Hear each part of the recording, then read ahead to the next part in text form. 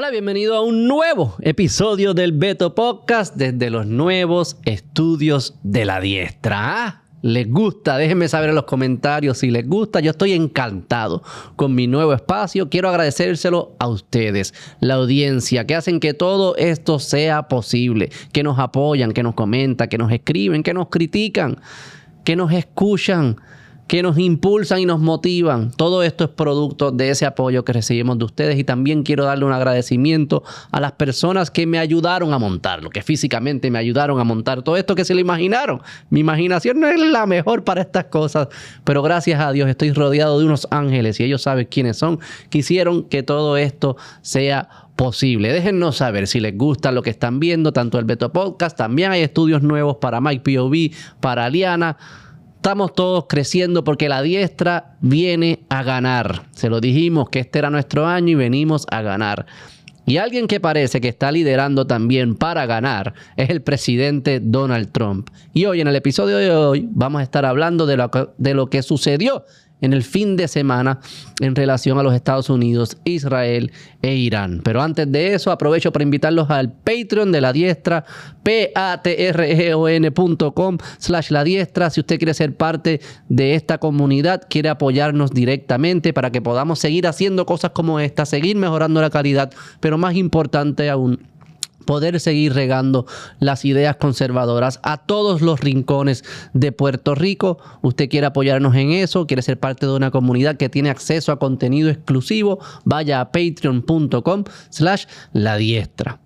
También aprovecho para invitarlos a participar del servicio especial de Viernes Santo en el Coca-Cola Music Hall. El Viernes Santo nos recuerda que el sufrimiento no tiene la última palabra. La última palabra la tiene Dios. El viernes 3 de abril a las 9:30 de la mañana, en la palabra va a estar el pastor Otoniel Font y en la música Miel San Marcos. Bien importante que saquemos tiempo para acercarnos a lo que trasciende, a lo importante, a la razón, al fundamento, y de ahí es que podemos construir. Es importante que vayan a estos eventos. Los invito que vayan al Coca-Cola Music Hall, viernes 3 de abril, Viernes Santo, a las 9:30 de la mañana. Bueno, ¿qué sucedió este fin de semana? Los fines de semana nos tienen activos, nos tienen al palo. Antes de lo que pasó el fin de semana, que sospecho que ya la mayoría de ustedes han visto las noticias de que Estados Unidos e Israel atacaron a Irán.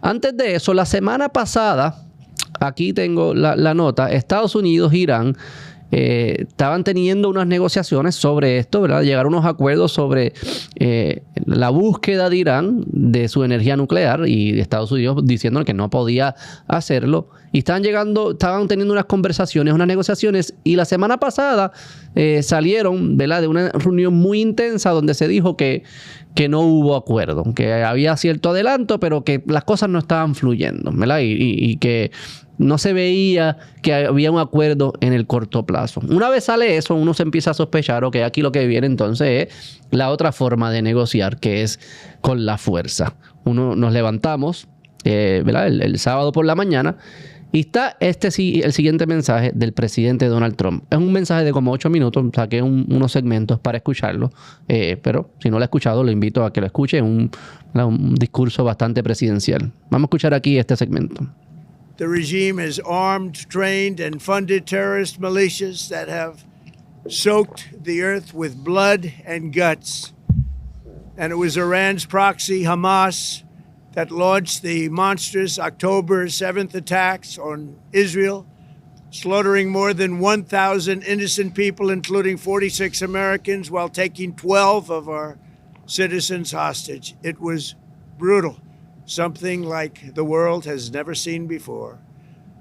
Iran is the world's #1 state sponsor of terror, and just recently killed tens of thousands of its own citizens on the street as they protested. It has always been the policy of the United States, in particular, my administration, that this terrorist regime can never have a nuclear weapon. I'll say it again, they can never have a nuclear weapon. That is why in Operation Midnight Hammer last June, we obliterated the regime's nuclear program at Fordow, Natanz, and Isfahan. After that attack, we warned them never to resume their malicious pursuit of nuclear weapons, and we sought repeatedly to make a deal. We tried. They wanted to do it. They didn't want to do it. Again, they wanted to do it. They didn't want to do it. They didn't know what was happening. They just wanted to practice evil. But Iran refused, just as it has for decades and decades. They've rejected every opportunity to renounce their nuclear ambitions, and we can't take it anymore. Instead, they attempted to rebuild their nuclear program and to continue developing long-range missiles that can now threaten our very good friends and allies in Europe, our troops stationed overseas, and could soon reach the American homeland. Just imagine how emboldened this regime would be if they ever had and actually were armed with nuclear weapons as a means to deliver their message. For these reasons, the United States military is undertaking a massive and ongoing operation to prevent this.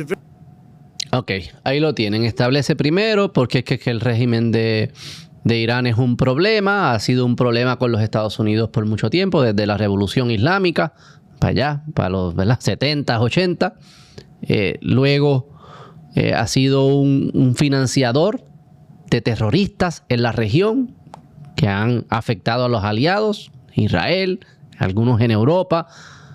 Han atacado a soldados estadounidenses por toda la región, bases militares estadounidenses por toda la región.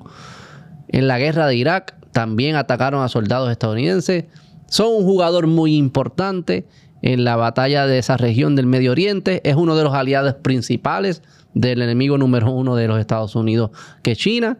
Controlan el canal de Hormuz, que vamos a entrar ahora en detalle un poco más adelante, pero es un canal que representa el 20%, por ahí es que tiene que cruzar, el 20% del consumo del petróleo mundial pasa por ese canal que lo controla Irán. En fin, es un jugador que es importante y a la misma vez ha sido enemigo de los Estados Unidos. Se debilitó su fuerza, su potencia nuclear o su proyecto nuclear el año pasado con los ataques que hizo Estados Unidos junto con Israel, pero estaban volviendo a desarrollar el programa nuclear. Para eso eran las negociaciones no llegaron a ningún lugar, no había compromiso, no había disposición y Estados Unidos entonces decide atacar.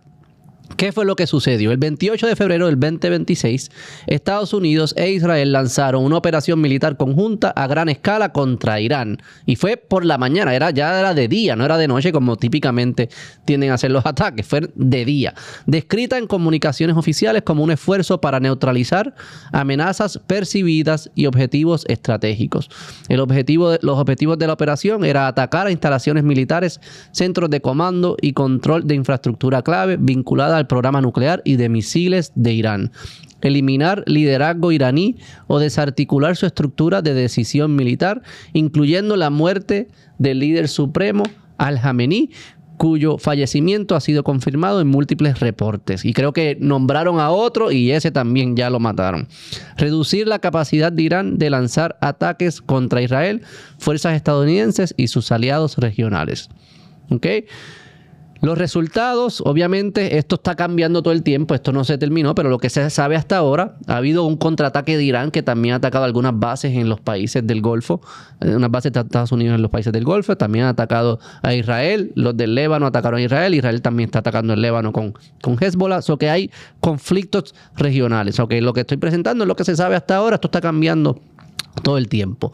Aquí tengo a los que ya han matado, el principal, la noticia que fue internacional, está el ayatollah Ali Khamenei, que lleva siendo el líder supremo desde el 1989. O sea, es un autócrata que lleva ahí básicamente en los últimos 35, 36 años.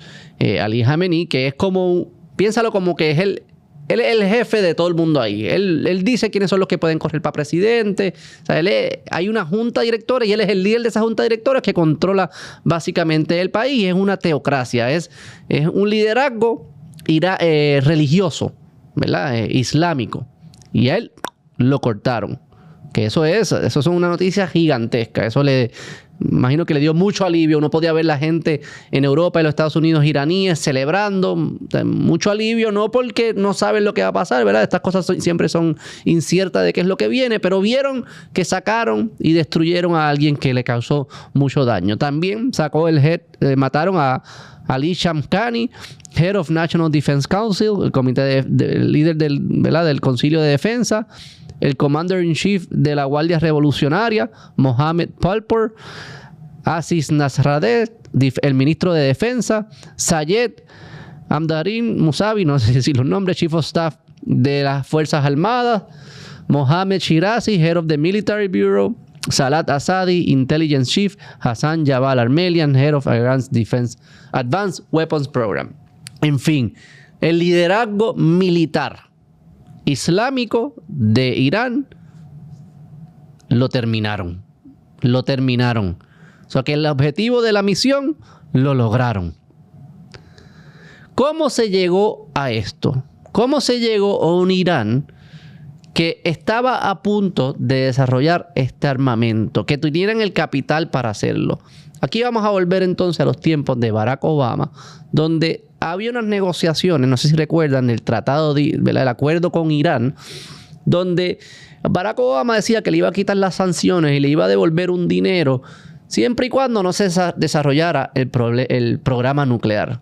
Y eso lo voy a contrastar con un discurso que hace Marco Rubio, el actual secretario de Estado, que es de las mentes liderando todos estos movimientos de la actual administración, que anticipa que lo que va a suceder es que ese dinero se va a empezar a financiar tanto el programa como los grupos terroristas de la región, efectivamente desestabilizando la región. The United States and Iran are now settling a long-standing Iranian government claim against the United States government. Iran will be returned its own funds, including appropriate interest, but much less than the amount Iran sought. For the United States, this settlement could save us billions of dollars that could have been pursued by Iran, so there was no benefit to the United States in dragging this out. Ahí está Obama diciendo que se le va a devolver un dinero a Irán porque se están comprometiendo a seguir los pasos según el acuerdo. Aquí está Marco Rubio reaccionando. Mr. President, I'll be brief. I know the senator from Tennessee would like to close on this matter. I think everything that needs to be said about the details of this deal have already been said. I do want to be recorded for history's purposes before I know what is going to happen in regards to this if it goes through. Iran will immediately use the money that it's receiving in sanctions relief to begin to build up its conventional capabilities. It will establish the most dominant military power in the region outside of the United States, and it will raise the price of us operating in the region. They're going to build anti-access capabilities, rockets capable of destroying our aircraft carriers and ships, continue to build these swift boats that are able to come on us, these fast boats that are able to swarm our naval assets. And they'll make it harder and harder for U.S. troops to be in the region. They'll also work with other terrorist groups in the region to target American servicemen and women. And they may or may not deny that they're involved, but they will target us and raise the price of our presence in the Middle East until they hope to completely pull us out of that region. They'll also continue to build long-range missiles, missiles capable of reaching the United States. Those are not affected by this deal, and they'll continue to build them as they've been doing. And then at some point in the near future, when the time is right, they will build a nuclear weapon. And they will do so because at that point they will know that they have become immune, that we will no longer be able to strike their nuclear program because the price of doing so will be too high. This is not just a work of imagination. It exists in the world today. It's called North Korea. Y eso que él dice es bien importante. Cuando tú le das espacio, cuando tú le das dinero, cuando tú permites que estos regímenes se sigan desarrollando capacidades, eventualmente van a ser intocables. El precio de tumbarlos va a ser muy caro y los vas a tener que dejar. Y el ejemplo que él trae es correcto. Corea del Norte. Corea del Norte está liderado por un loco, un demente, autoritario también. Corea del Norte es vecino de un aliado muy importante para los Estados Unidos y Occidente, que es Corea del Sur. Un país con el cual se relacionan mucho los temas de tecnología, desarrollo tecnológico. Muchas de las empresas y los productos que nosotros utilizamos son producidos o diseñados en Corea del Sur. Un aliado muy, muy, muy importante que tiene como vecino un demente con armamento nuclear. Ese vecino demente es intocable prácticamente porque se permitió que se desarrollara militarmente. que avanzara. 27 millones de seres humanos que son rehenes de ese loco. No se podrán salvar en el corto plazo, porque el riesgo de hacerlo es muy alto. Cuando tú le das camino abierto a que estos regímenes se desarrollen, se pongan fuertes, luego no los vas a poder tocar. Vas a vivir en un mundo más inseguro, más inestable, donde ellos tendrán que tener sillas en las mesas, tendrán que tener opinión. Tú no quieres llegar a eso. Que sí, si Irán estaba débil, era el momento correcto. Si hay una ventana, hay una oportunidad, hay una misión que puede ser exitosa, puede que haya sido el momento correcto. Veremos a ver cómo esto se desenlaza.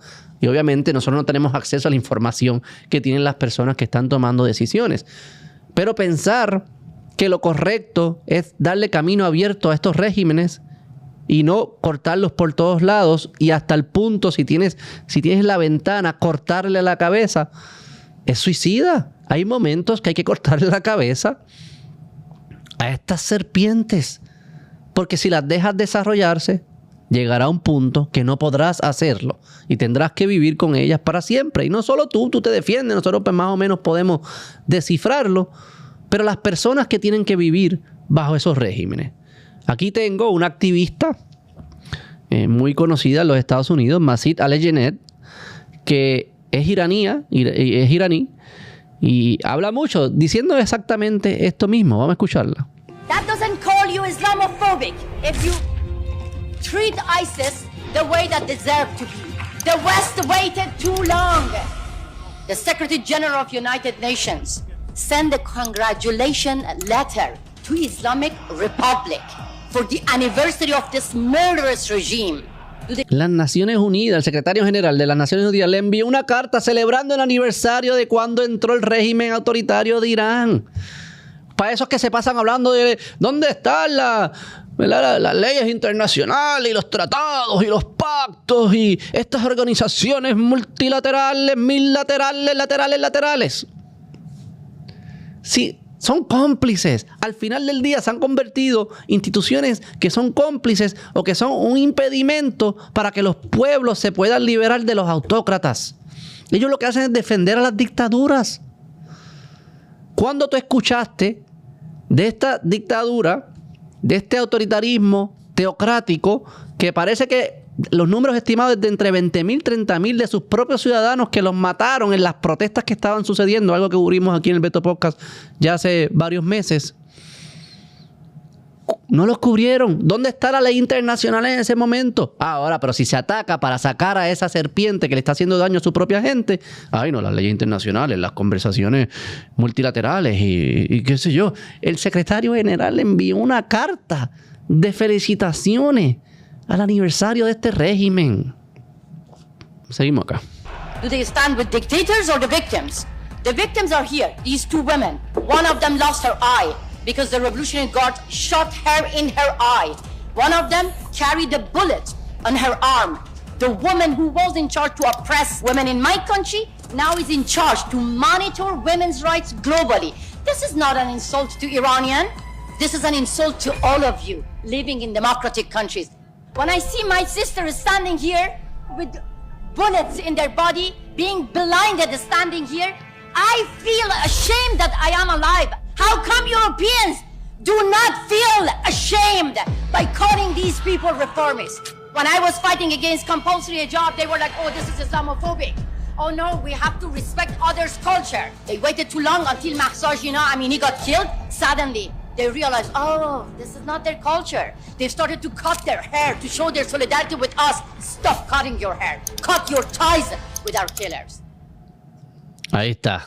Dejen de cortarse los pelos como un simbolismo y lo que tienen que hacer es cortar sus ataduras con los dictadores. Dejen de apoyarlo y aplaudan a las personas que están tratando de cortar la serpiente por la cabeza. Y sé que hay mucha reacción inmediata de que esto va a suceder lo mismo que Irak y vamos a estar muchos años y se va a botar mucho dinero y se van a perder muchas vidas. Nadie quiere hacer lo mismo que Irak. Y yo creo que el instinto de verlo, pues es correcto, es válido tener ese mecanismo de defensa, pero tenemos que preguntarnos si ese mecanismo de defensa lo que va a hacer es cortar nuestra capacidad de nunca meternos en ningún lado, aunque tenga sentido hacerlo. No todo se va a convertir en Irak. Hay que ver si estos ataques pueden seguir siendo quirúrgicos, y lo que dice el presidente Trump en su discurso es que el objetivo es lo que nosotros teníamos: derrumbarlo del programa nuclear, el programa de misiles, cortar por la cabeza a los líderes de esos programas que están desestabilizando la región, que están financiando a terroristas, que están haciéndole daño a aliados y son un riesgo o peligro para todos nuestros aliados, incluyendo los europeos y nosotros también.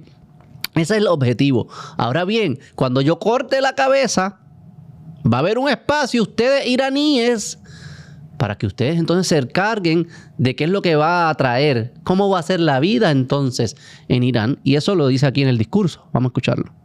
To the members of the Islamic Revolutionary Guard, the armed forces, and all of the police, I say tonight that you must lay down your weapons and have complete immunity, or in the alternative, face certain death. So, lay down your arms. You will be treated fairly with total immunity, or you will face certain death. Finally, to the great proud people of Iran, I say tonight that the hour of your freedom is at hand. Stay sheltered. Don't leave your home. It's very dangerous outside. Bombs will be dropping everywhere. When we are finished, take over your government. It will be yours to take. This will be probably your only chance for generations. When we are over, take over your government. It's yours to take. Cuando nosotros terminemos, captura tu gobierno. Encárgate, apodérate de tu destino. Les toca a ustedes hacerlo. Eso es diferencia de Irak, donde se trató de un cambio de régimen y operar allí con boots on the ground, con personas, liderar el gobierno, transicionar el gobierno, no parece ser lo que se espera con esta misión. Eso no quiere decir que no haya riesgos. Todas estas cosas traen riesgos. La pregunta es si el riesgo vale la pena. Y eso es lo que, ¿verdad?, quisiera ayudarlos a ver cómo se piensan estas cosas. Porque no quiere decir que el Estados Unidos debe estar utilizando la milicia cada vez que quiera tumbar a alguien que no le gusta o que sea malo, ¿verdad?, que trate mal a sus propios ciudadanos, pues ¡ay!, le corto la cabeza. No siempre tiene sentido hacer eso. Pero tampoco, no nunca tiene sentido. Entonces la pregunta es, ¿cuándo tiene sentido? Hemos demostrado que este Irán era un régimen tiránico con su propia gente. Ok, eso es importante, pero no con eso es suficiente. No era solamente tiránico con su propia gente. Era tiránico ¿verdad?, invertía en terrorismo en la región, desestabilizando la región, afectando a aliados directos de los Estados Unidos y, ¿verdad?, afectando a aliados en Europa. So que no solo que es tiránico con su gente, afecta, incentiva, invierte en terrorismo, que fueron los que ejecutaron octubre 7 contra Israel, ¿verdad?, cuando el proxy de Irán, Hamas, invade a Israel y hace el atentado terrorista de octubre 7. Lo mismo con Hezbollah, lo mismo con los Houthis, lo mismo con otras redes que tienen por todas partes del mundo, en Latinoamérica, en Argentina, en Venezuela. ¿Ok? Es un estado que invierte en el terrorismo mundial. Es tiránico con su gente y es tiránico con otros pueblos en otras partes del mundo. Además de eso, es un aliado importante para tu enemigo geopolítico número 1, que es China. Irán, aquí tengo los números, vamos a estar seguros, 80% de las exportaciones petroleras de Irán terminan en China. 14% de las importaciones petroleras de China vienen de Irán. 44% de las importaciones petroleras en China pasan por el canal de Hormuz, que es este que tengo aquí. Un canal bien pequeño entre Omán e Irán. O sea que Irán, tiránico con su propia gente, invierte en terroristas que desestabilizan regiones y afectan aliados. Es un socio importante de tu enemigo geopolítico número 1, que es China, especialmente en los temas energéticos. Es un país que le llama a los Estados Unidos Satanás. Dice, Satanás grande es Estados Unidos, Israel es Satanás pequeño. Que se pasan enseñándole en sus escuelas, Death to America. ¿Okay? Que está desarrollando unos programas nucleares y además de eso está desarrollando un programa de misiles que puede llegar hasta Europa. Está en un momento débil. Han tenido problemas de inflación. El programa nuclear se lo destruimos el año pasado. Tienen revueltas internas. Está en un momento débil. Esos son los momentos que tú tienes que destruir a aquellos que te quieren destruir a ti. Así es la geopolítica. La geopolítica tiene que tener un orden. Hay una jerarquía. Yo sé que en tiempos modernos la gente le tiene como que miedo a la jerarquía, qué sé yo qué. El mundo se organiza a base de jerarquías. Hay el más poderoso y luego los otros. Si ustedes piensan que uno puede vivir un mundo donde no exista eso, donde el más poderoso diga, mira, en verdad, yo renuncio a mi posición de más poderoso, no es que el segundo y el tercero se van a quedar quietos y decir, ok, pues todos somos 1A, 1B y 1C. No. Es que el segundo y el tercero van a ir para allá arriba. Quieren tumbarte. En el mundo, los países tienen enemigos. Tienen otros países que quieren ponerse allá arriba y que en el momento que puedan lo van a hacer. Tu trabajo es asegurarte que tú lo hagas antes que ellos y que te asegures que no le estés financiando, no estés abriéndole el camino, se lo hagas más fácil para que cuando ellos te quieran matar, te maten. Así funciona la geopolítica. Es cruda. A mí no me gusta este lenguaje, pero es la realidad. Así es que funciona y eso es lo que ha demostrado el tiempo. Que cuando le diste camino abierto, se convirtieron mucho más activos terrorísticamente en el Medio Oriente, desestabilizando todas partes, llevando a cabo atentados. No es como que, lo dicen y ya, no, es que lo hicieron. Dijeron, lo deseo hacer y lo hice. Un error de cálculo hacia el octubre 7, porque octubre 7 terminó en esto, en que los líderes ya no existen. Pero el punto es que es ese. Estados Unidos está arriba.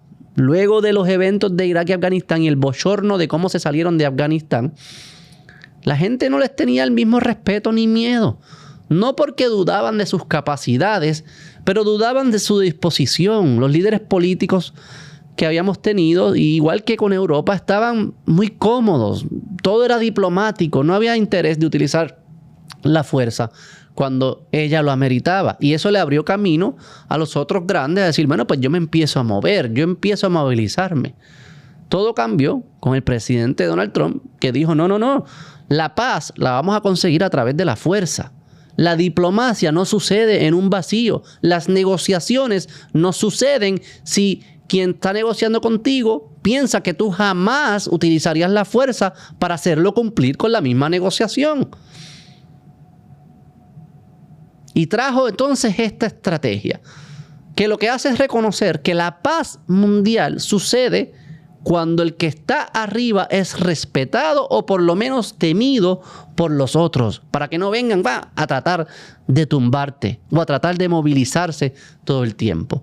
Estos actos lo que hacen es enviar mensajes, más allá de obviamente darle un chance a Irán, al pueblo iraní a que se apoderen de su país, más allá de, ¿verdad?, de desestabilizar o desarticular al régimen totalitario y al corillo de terroristas que tenían, también envían una señal a los otros países de que Estados Unidos está en serio de nuevo y que tiene una capacidad militar que no tiene ninguno y una disposición de utilizarla.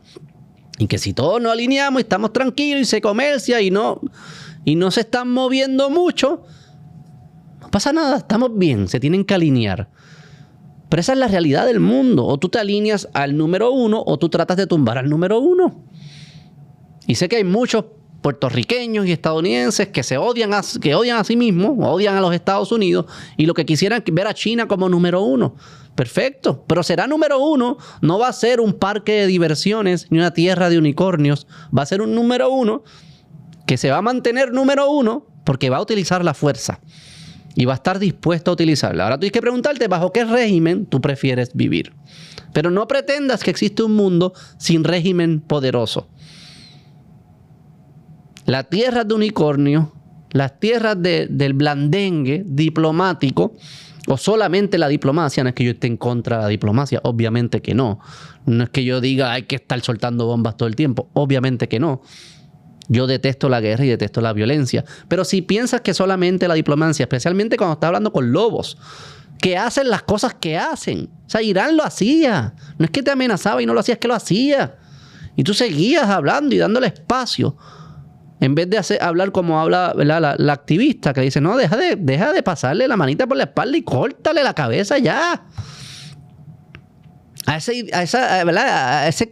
liderazgo que lo que trae es miseria y disposición de todo el tiempo tratar de destruirte. No hacen más porque no tienen las capacidades, pero créeme que lo quieren hacer. Yo creo que por mucho tiempo se le cogió miedo o se pensó que se podía vivir en este mundo de hadas. Y yo creo que el mundo de hadas que quisiéramos, que es una paz y una estabilidad, se logra cuando hay un reconocimiento de que hay un número uno que es fuerte, y ese número uno fuerte es justo, no es opresor. Le da espacio a los pueblos de que, sí, jueguen sus juegos, hagan sus cosas, tengan sus democracias y sus culturas y eso. Pero no puede ser que tu cultura o tu liderazgo político se convierta en una amenaza para todo el mundo alrededor todo el tiempo. Si eso es lo que vas a hacer, no estás jugando a derrumbar la jerarquía, a derrumbar la armonía que ya existe. Y eso hay que tumbarlo. Eso no lo podemos permitir. No lo puedes dejar crecer. Tú lo tumbas cuando están débiles.